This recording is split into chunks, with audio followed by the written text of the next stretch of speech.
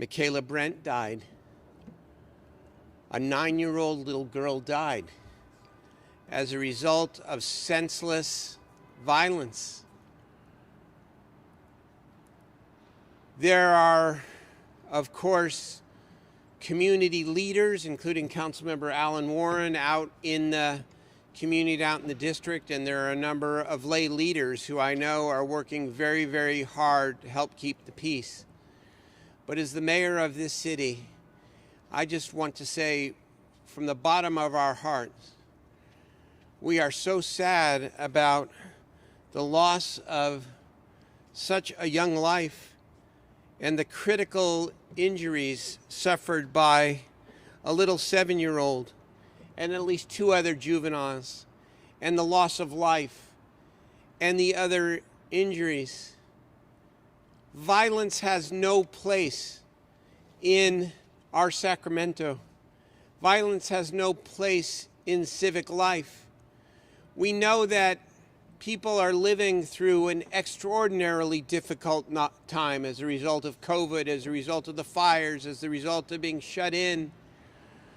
But today, in our own way, I ask everyone in Sacramento, regardless of your station in life, regardless of whether you hold a formal position, to please call for peace, to call for nonviolence, to call for grace. This is the time where we must be extra kind, extra careful, extra sensitive about everything and all of our interactions in life. It is campaign season and there's a lot going on and there's a lot of emotion. But please, let us do everything that we can to turn around what appears to be an escalation of gang violence in our community. This is terrible. Chief Hahn, and I want to do a shout out to not only the chief but the entire police department, because they are not only investigating, they're also providing comfort.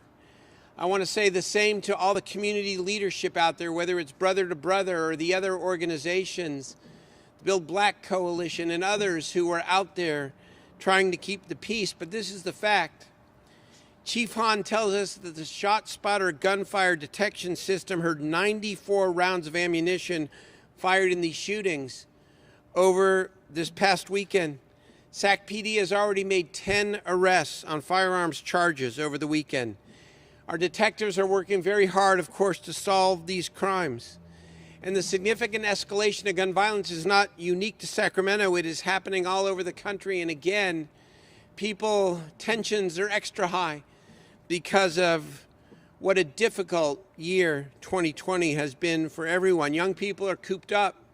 They're frustrated and tempers are short.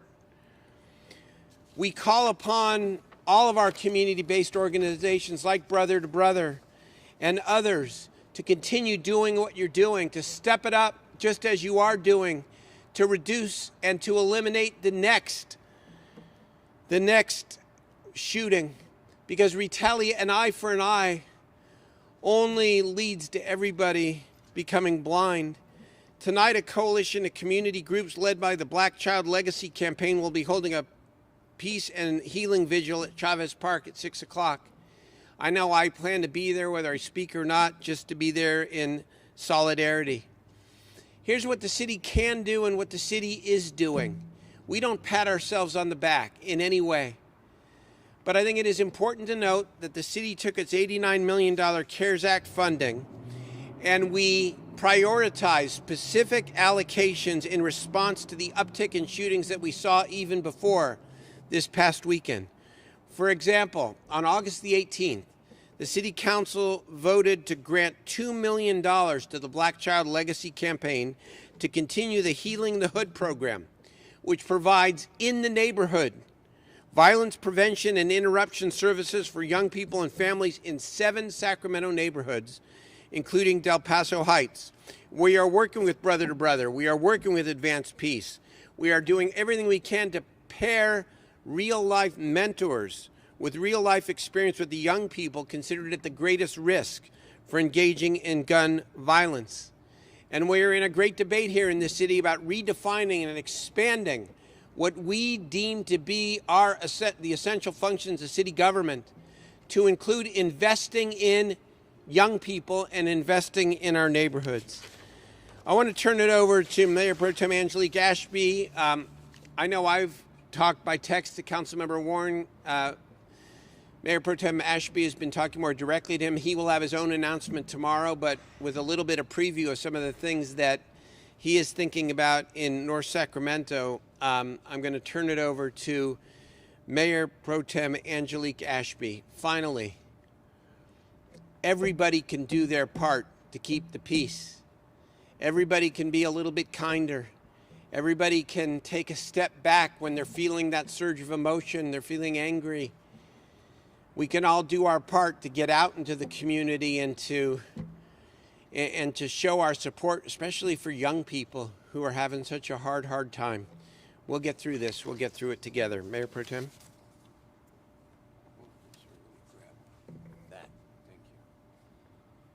Thank you, Mayor, and thank you for being here. My name's Angelique Ashby. I'm Mayor Pro Tem and the council member for District 1. And I am here also representing the council member from District 2 today, Alan Warren.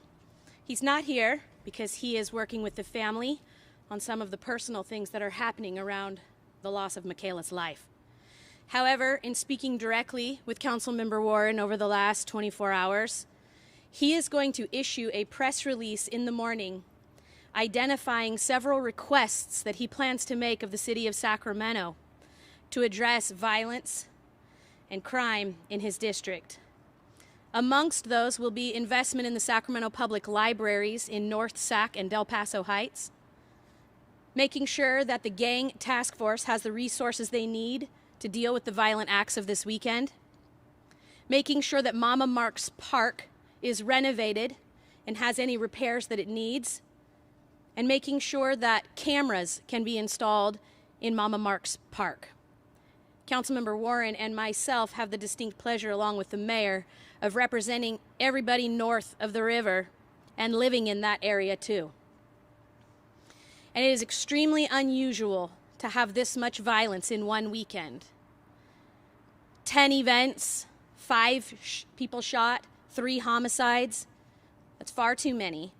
And I know that Councilmember Warren, myself, the entire council, and the mayor, we all agree that every park in the city on a Saturday afternoon should be a perfectly safe place for a 9-year-old girl, and we won't rest until it is. Thank you. Thank you, Angelique. Let me turn it over to the gentleman that represents the City Council district I used to represent. A lot of Southeast Sacramento, my friend Councilmember Eric Guetta. Thank you, Mr. Mayor. It's a pleasure to be here in solidarity with the families here. It's another reminder and that underscores the need to fund more of our youth programs. If this does not send the message that cities must do more to look at funding youth programs, then we will never change anything. COVID-19 has shown us how much we need to focus more on our youths. And this is only another tragic event in our city. The first year on the city council, there was a 16-year-old boy who was shot in front of his grandmother's house in my council district. And we look back at this time here today, and there's questions about how we finance our city budget. Clearly, when we're spending so little on youth, we are not doing enough. We've asked time again to do this, and we should do this now. And I'm excited about seeing what Councilmember Warren is going to be proposing so that we can continue to move forward on this issue. When we look at where these tragic incidents are happening, they're in communities that are Latino, that are Black, that are Southeast Asian, communities that far too long have been left behind. And it's time to change that and focus on our future, focus on our youth. And we stand here to support the family, to support the community. Juntos Unidos Sacramento, yes, we can do this and move forward together. Eric, we'd be glad to answer any questions. I just want all of us to, again, reflect on the loss of life of a 9-year-old little girl, and how many 9-year-olds there are out there in our community who know about this, who may be afraid, who wonder even at this young age what their future is about. For those teenagers and or young adults who commit senseless acts of violence, there is no excuse.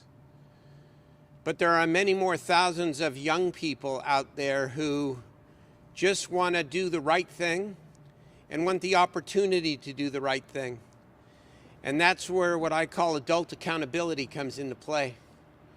As Eric said, as Angelique said, as Alan Warren will say, it is on us to redefine and to, frankly, to expand our definition of what we consider to be a core city responsibility. It must include investing in our neighborhoods, especially our disadvantaged neighborhoods, and investing in our youth, because we aren't doing enough. That must change. Happy to answer your questions.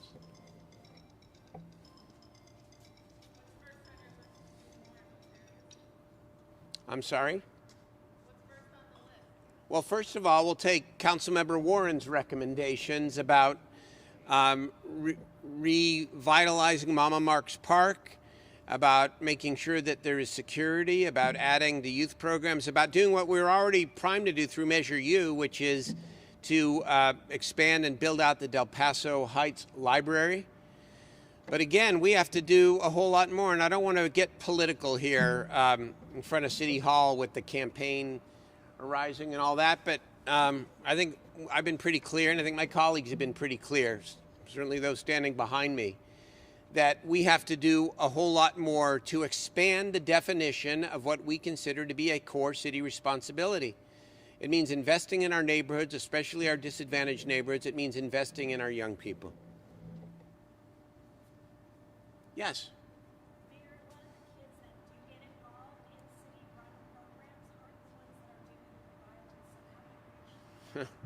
Well, this is where, again, our community-based organizations are so important. It's the brother to brother, right?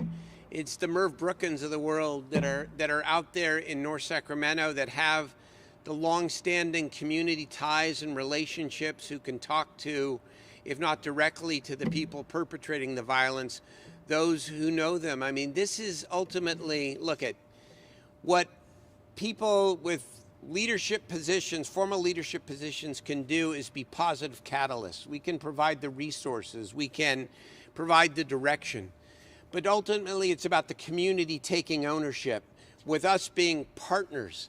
And I got to tell you, we have an incredible network of community-based organizations and community leadership in all parts of our city.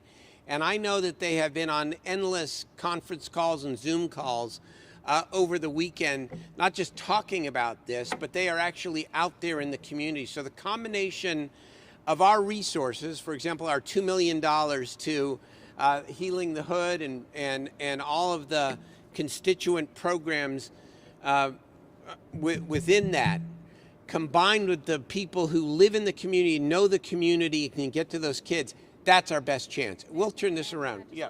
Let me just add to that a little bit.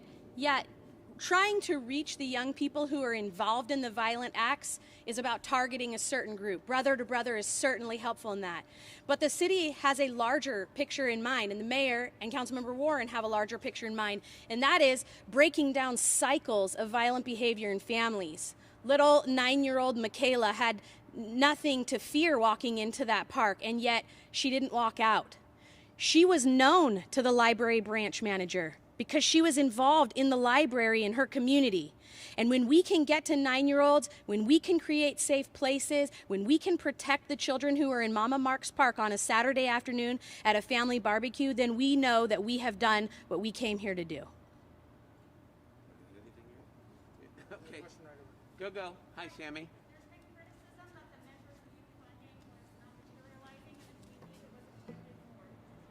Well, so I think that's half correct.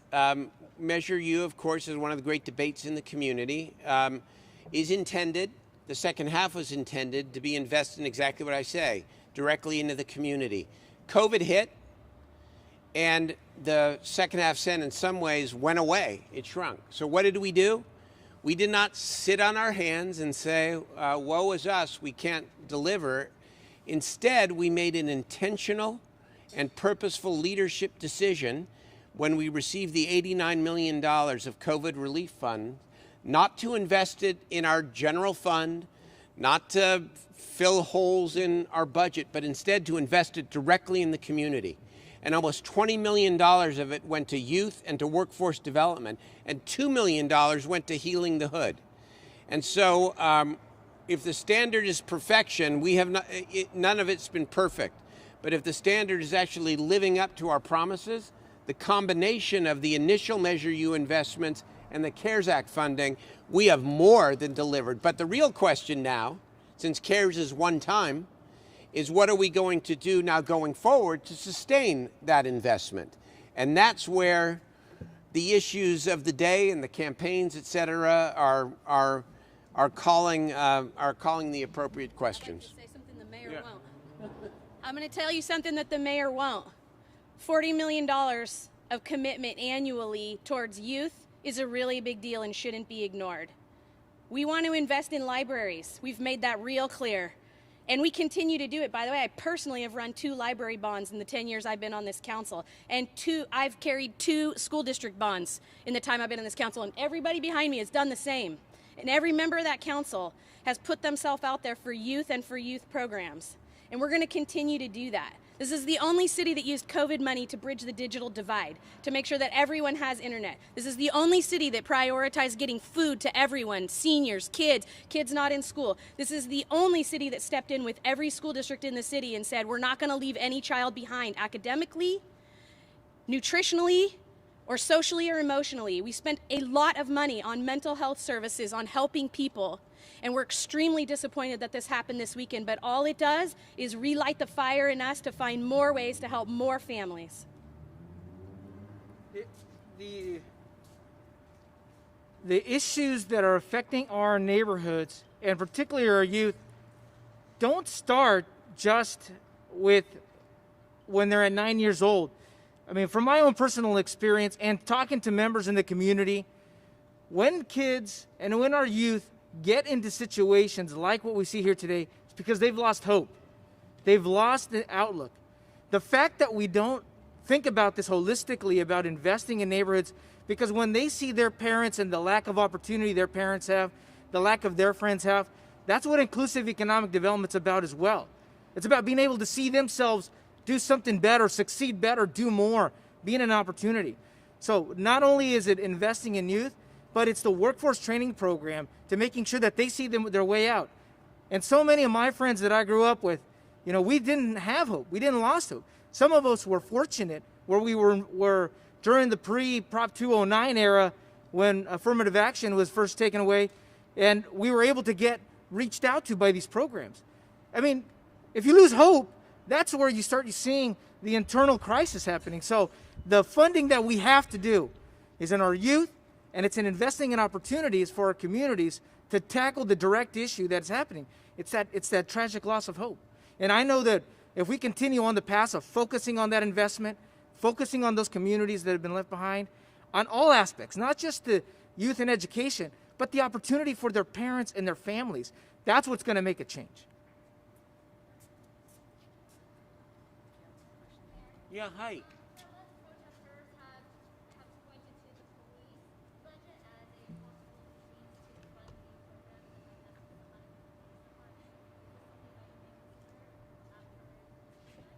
Was, as Councilmember Ashby said a moment ago, again, I intentionally don't want to get into the campaign stuff, but I've called for $40 million a year to be set aside for what we call neighborhood-based economic development, with a minimum of 25% of that amount going to youth. If that becomes a reality, then we are going to have an obligation as a city council, as a mayor, as a city government to find at least that amount of money to invest in our young people and in our neighborhoods. because that's what the law will require. Yep.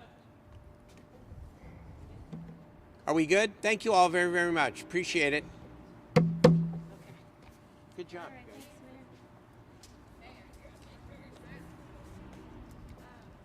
It's media only.